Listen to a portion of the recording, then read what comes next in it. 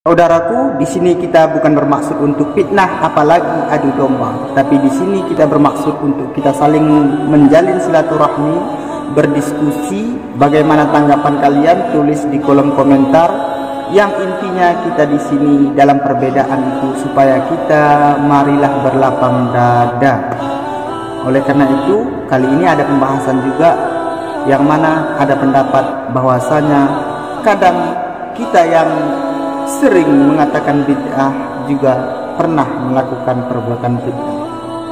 Ini kaidah mengenal bid'ah bagaimana dan ciri-ciri sesuatu bisa dikatakan bid'ah seperti apa. Yang Nabi SAW tidak contohkan, tidak juga dicontohkan oleh para sahabat, ulama umumnya masukkan dalam kategori bid'ah. Dan ini masuk dalam perilaku-perilaku, perbuatan-perbuatan, perkataan.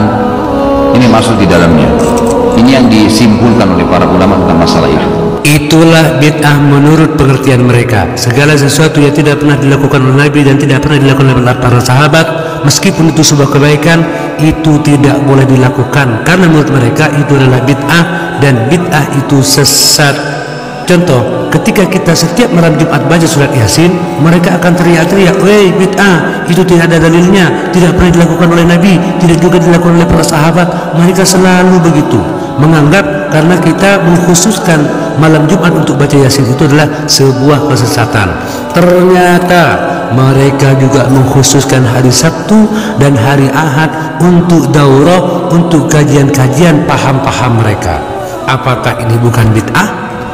Dan sialnya lagi, bukan kita yang mengatakan bid'ah dan juga bukan siapa-siapa, justru junjungan mereka, yaitu Syekh Ibnu Taimiyah dalam kitab Al-Mustadrak. Saya bacakan: wal ijtima'u ala sima'il Qur'an wa tilawatihi aw sima'il ilmi wal hadis wa nahwi dhalika fa hadhihi al-umur la yukrahu al-ijtima'u laha mutlaqan wa la yusannu mutlaqan bal al-mudawamatu 'alaha bid'atun. Berkumpul untuk mendengarkan Al-Quran, atau berkumpul untuk membaca Al-Quran, atau berkumpul untuk mendengarkan ilmu dan hadis dan semacamnya, ini semua tidak makruh secara mutlak dan tidak sunnah secara mutlak. Tetapi kalau terus-terusan melakukan itu adalah bid'ah. Bid'ah kedua mereka adalah mereka selalu membaca doa khatmul Quran di dalam salat, seperti yang dilakukan di Masjidil Haram oleh imam mereka. Apakah Nabi pernah melakukan itu? Tidak. Apakah para sahabat pernah melakukan itu? Tidak juga.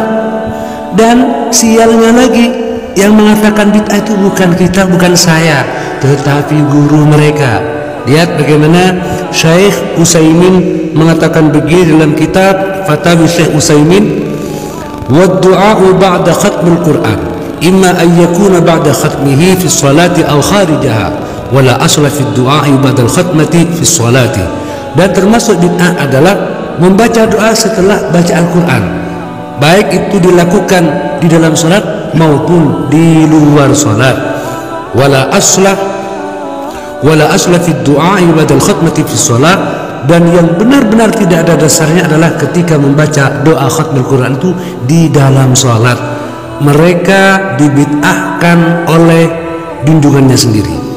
Bid'ah ketiga mereka, kalau ada yang meninggal di antara mereka, mereka juga sama dengan kita akan membawa jenazah itu dalam mobil jenazah.